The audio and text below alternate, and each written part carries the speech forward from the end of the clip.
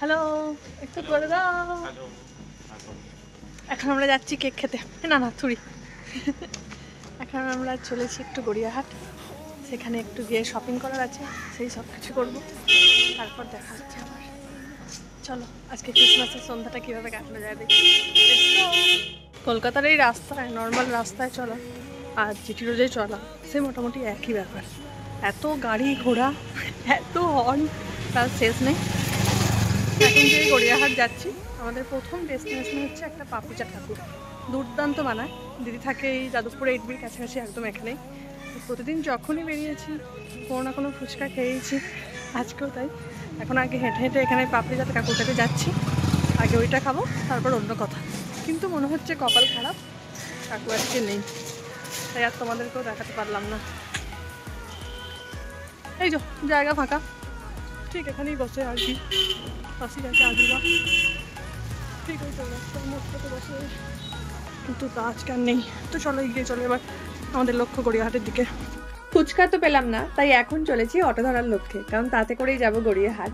কিন্তু তার আগে খেতে হবে একটু চা, কারণ সেটা না খেলে আবার কোনো কাজেই ভালোভাবে মন বসবে না। আর কপালটা কি খারাপ দেখো, যে কাকুর কাছে চা খায় সেই কাকু এখনো বসেনি, তাই জায়গা পুরো ফাঁকা।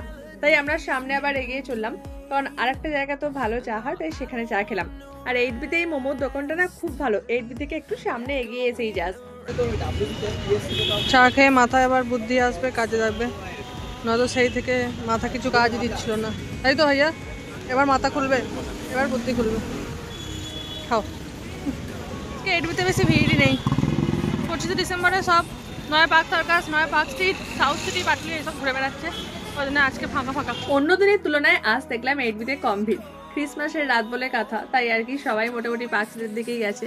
আর যখন এই অটো করে ঢাকুরিয়া ব্রিজটা পেরোলাম, কি যে দেখতে লাগছিল কি বলি তোমাদের, 2-5টা লাইট দিয়ে সুন্দরভাবে সাজানো হয়েছে, দারুণ লাগছিল।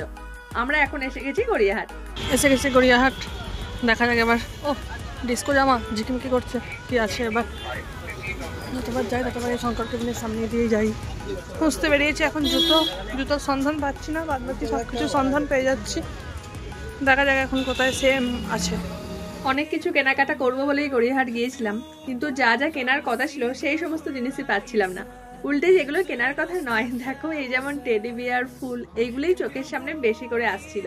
আর এইগুলো থেকে আমি নিজেকে কোনো মতেই সরিয়ে নিয়ে যেতে পারি না, এত ভালো লাগে যে কি বলি। দুটো দোকান আবার পাশাপাশি ছিল, এইখানটা পেরোতে পেরোতে আর কি আমার অনেকটা সময় চলে যায়।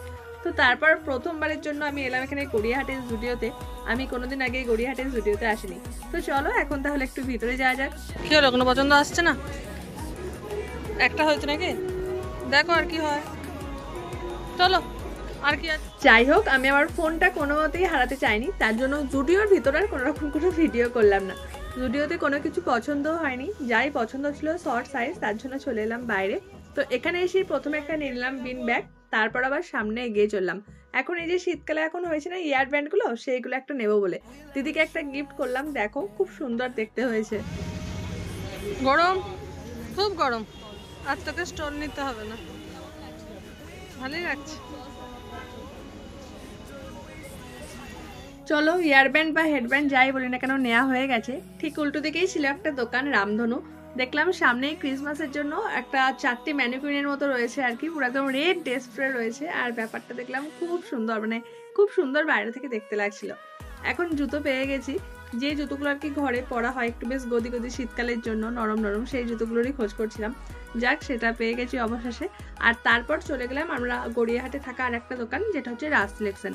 এই দোকানটা ছেলেদের জন্য খুবই ভালো, এখানে মোটামুটি ছেলেদের সবকিছু জিনিসই পাওয়া যায়। এই দোকানে আমরা আগেও গেছি, আর যেহেতু ভাইয়ার জগার্সের প্রয়োজন ছিল তাই ওখানেই চলে গেলাম। নেক্সট গিয়েছিলাম একটা ডালের বড়ার দোকানে, এটাকে তো মোটেই মিস করা যাবে না, কারণ এই শীতের সন্ধ্যায় এটা খেতে দারুণ লাগে। গড়িয়াহাটে আছে একটা হোলসেল মার্কেট, যেখানে তো অনেক দোকান আছে, কিন্তু নিচে থাকা এই যে ফুলের গাছের দোকানগুলো, মানে এটা দারুণ দেখতে লাগছিল। এত ফুলের গাছ ছিল যে কি বলি, সাথে আরো অনেক গাছ ছিল, তাই সেখানে তো আমাকে একবার ঢো মারতেই হতো। বাইরে বেরিয়ে এসে দেখলাম ক্রিসমাসের ডেকোরেশনের অনেক আইটেমস বিক্রি হচ্ছে। একটা স্যান্টা হাউস বা একটা ক্রিসমাস ট্রি সাজানোর জন্য যা যা প্রয়োজন, সাথে পুচকু পুচকু সান্তা, অনেক কিছু বিক্রি হচ্ছিল। আর বেশিরভাগটাই যেহেতু লাল আর সাদা, তাই দেখো কি সুন্দর লাগছে। 650 বাপরে বাপ। হ্যাঁ দেখতে খুবই সুন্দর।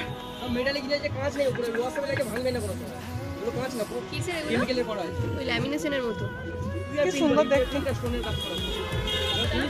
650। জিনিসগুলো দেখতে কিন্তু খুবই সুন্দর, তাই না? কিন্তু আমি এখন আর নিলাম না, ভাবলাম এখন তো সেরকম ভাবে কোনো কিছুর প্রয়োজন নেই, তো এখন থাক, পরে কোনোদিন নেবো, কারণ আমার খুব ভালো লেগেছে। নেক্সট আছে একটা টেডি বিয়ার দোকানে, যেখানে আমার একটা নেয়ার ছিল টেডি, তো সেটাকে নিয়ে নিলাম।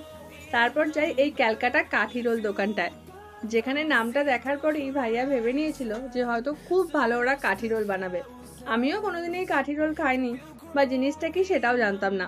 তো ভাইয়া বলল, কিন্তু ওরা যেটা বললো যে নর্মাল রোল, এবার তার ভেতর চিকেন না এ কি নেবে বলে দাও, মানে নর্মাল রোলই আর কি, জাস্ট দোকানটার নাম কাঠি রোল। তো তার জন্য আমাদের আর রোল খাওয়া হলো না। আর নেক্সট আমাদের প্ল্যান ছিল যে আমরা যাব লায়ল কামার, কারণ সেখানে খুব সুন্দর অনুষ্ঠান হবে।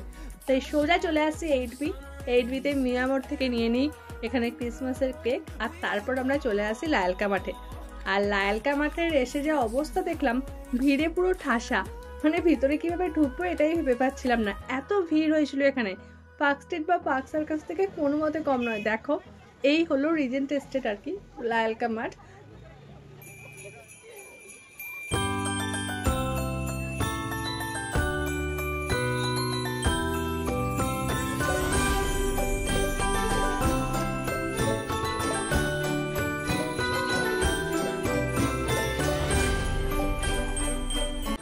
এখানকার ডেকোরেশনটা কত সুন্দর হয়েছে, তাই না? আমার তো খুব ভালো লাগলো। দেখলাম চারপাশে লাইটের কাজও খুব ভালো। আর সাথে দেখো এই যে ভিতরে স্টলগুলো রয়েছে, এগুলো বাইরে বসে, এই বাইরের জায়গাটায় আমি আগেও একবার ভিডিওতে দেখিয়েছিলাম, যদি তোমরা দেখে থাকো। আর এই সামনেটা এখন পুরো গ্রিন কার্পেট পেতে দেওয়া হয়েছে, আর উপর থেকে বিভিন্ন ধরনের লাইট, তারপর আরও অনেক ডেকোরেটিভ আইটেমস, এই সমস্ত কিছু আর কি হ্যাঙ্গিং করা হয়েছে, ঝুলছিল। আর যেগুলো দেখতে খুব সুন্দর লাগছে। দেখো সেন্টার বাড়িটাও কি দারুণ তৈরি করা হয়েছে। এই এত ভিড়ের কারণেই ভাবলাম যে পার্ক স্ট্রিট এবারে আর যাবো না, কারণ পদপিষ্ট হয়ে যাওয়ার একটা চান্স থাকতেই পারে। তো তার জন্য চলে এসেছিলাম এখানে। আর এখানে এসে দেখি সেই একই ভিড়, মানুষজন তো স্যান্টাকে ছাড়ছেই না, তার সাথে ফটো ভিডিও তুলতে সবাই ব্যস্ত। আর মানুষের মনে যে আনন্দ আর উন্মাদনা কতটা, এটা আশা করি বলতে হবে না। নতুন বছর আসছে বলে কথা, তাই সবার মনে একটা আলাদাই খুশি। দেখো সবাই কিরকম ডান্স করছে, দাঁড়াও ভিতরে গিয়ে দেখাচ্ছি। ওটা গ্রাউন্ডের ভিতরে হচ্ছিল। বাইরে এই এত বড় একটা ক্রিসমাস ট্রি, যেটাকেও খুব সুন্দরভাবে সাজিয়ে তোলা হয়েছে। তার পাশেই ছিল স্যান্টাকে বয়ে নিয়ে যাচ্ছে গাড়ি, সেই গাড়িও ছিল খুব সুন্দরভাবে, মানে চারপাশটা আমার তো বেশ খুব ভালো লাগছে। তোমাদের কেমন লাগছে তোমরা আমাকে কমেন্টে বলো। আর যারা যারা লায়লকা মাঠ গিয়েছিলে রিজেন্ট এস্টেটের ওখানে, তারা তো আমাকে অবশ্যই কমেন্ট করো। চলো এবার একবার গ্রাউন্ডের ভিতরে যাওয়া যাক, কারণ এখানে এত ভিড়, আর ভিতরে সেরকমই ডিজে চলছে আর সাথে ডান্সও হচ্ছে। ভিতরে এসে এই হলো গ্রাউন্ডের অবস্থা, চারপাশ পুরো একদম ভিড়ে ঠাসা। আর দেখো এখানে একটা মেলার মতোই বসে গেছে, যে জাম্পিং গুলো মেলাতে আর কি বাচ্চাদের জন্য থাকে, সেগুলো দেখলাম রয়েছে। আর এই যে ফুড স্টলের অবস্থা, মানে কোনো দোকানে কিচ্ছু ছিল না, সমস্ত দোকান ফাঁকা। আর যে সমস্ত দোকানে একটা করে আইটেম ছিল, সেই দোকানগুলো আর কি এত ভিড় যে ঢোকাই যাচ্ছিল না। তো তার জন্য চলে গেলাম, একটু ডান্স হচ্ছিল জোরদার, সেটাই একটু দেখতে, যে চলো খাওয়া দাওয়া নাই হোক, একটু না হয় ডান্স দেখেই মন ভরানো যাক।